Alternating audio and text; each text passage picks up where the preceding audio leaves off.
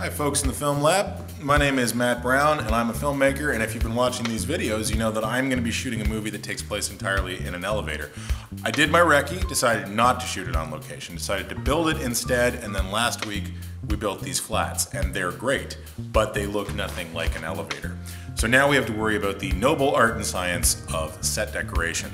You're probably aware of this, but everything you see in a movie, usually it's not what it appears to be. If you see a brick wall, it's probably not made out of brick. If you see my elevator, it's probably not made out of elevator. Talked to my friend Adrian Greenlaw, and he suggested some places we could go to get the stuff that you stick inside an elevator to make it more elevator-like, and also the stuff that you can make the walls look like they're elevator walls. We're gonna start by going to Home Depot.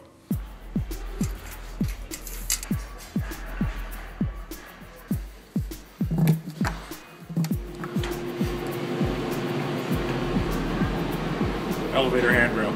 So I was looking at these, and these are ceiling tiles, but what you get, especially like this, is like some fake opulence for the elevator. And by fake, I mean real elevators probably use these things just as cheaply, but they look cool in real life. Home Depot is good for the broadly general, but if you want the weirdly specific, you want to go to some sort of a bulk supply store, like in Toronto, Active Surplus, the graveyard of every single piece of electronics equipment ever.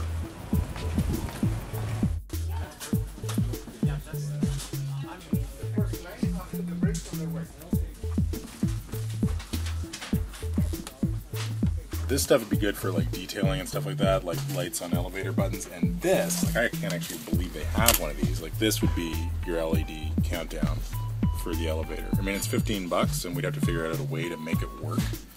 But I'm gonna talk to Kat about that. After much deliberation, I decided I wanted a modern stainless steel looking elevator.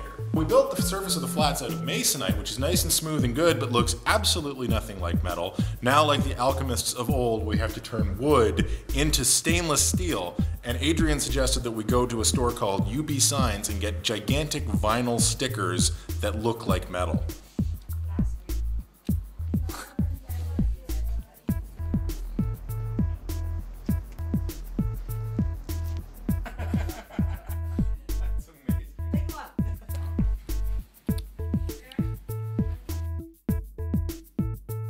We live in Toronto, which is a big filmmaking hub, and if you live in a similarly large city, you might have access to a props resource like we do. In our case, it is called Lockup Props, and it is awesome. They have everything that's ever been created, and hopefully that will include like an elevator panel or something else really significant to us like that. Hey, how are you, Matt? Good. Nice to see you. Nice to see you too. Wow. Yep, a lot of stuff. Yeah.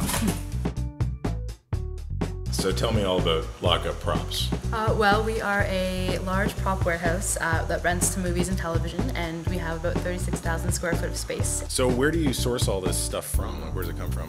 A lot of our stuff comes from set sales. So for example, if a TV show or movie is finishing and wrapping up, they might call Jay, our owner, down and ask him if he wants to take a look at what they have. And sometimes Kijiji and Craigslist and stuff like that. There's a really cool like chaise lounge, cheetah, leopard print chair kind of thing that he got off there.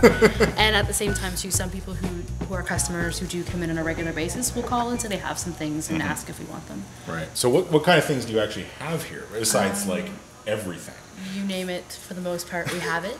We have things from large medical equipment to tombstones to construction barriers to taxidermy things, crates, spooky trees, school desks, lockers, payphones, telephone booths, cafeteria things, cafeteria trays, baking trays, kitchenware, dead things in jars, and auto sections, paintings, like fishing stuff, so like lobster traps, fishing nets, cargo nets, camo nets, large crates on skids, large spools, oil barrels, oil drums, large satellite antennas, satellites, all different sorts of lights, standing floor lamps, table lamps, oh my goodness, army stuff, planters, vases, candles, metro shelving, did I say lockers, street signs, lamp posts, a roulette wheel, recycling bins, office wear, coffins, that covers, I feel, majority of the things that we have. What do I do first? That would be the first common reaction, I think, if you're a new set buyer or a second decorator.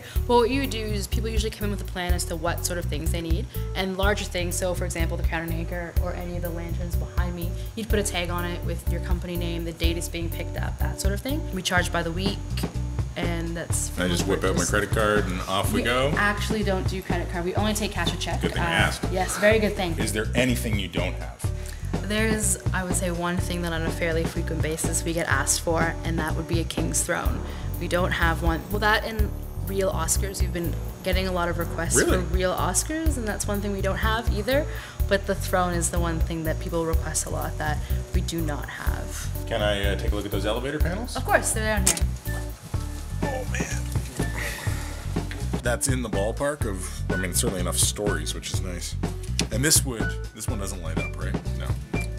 I'm not sure, to be honest. It doesn't look like it would, but it's certainly accurate to what we're trying to do. It's heavy as hell, too.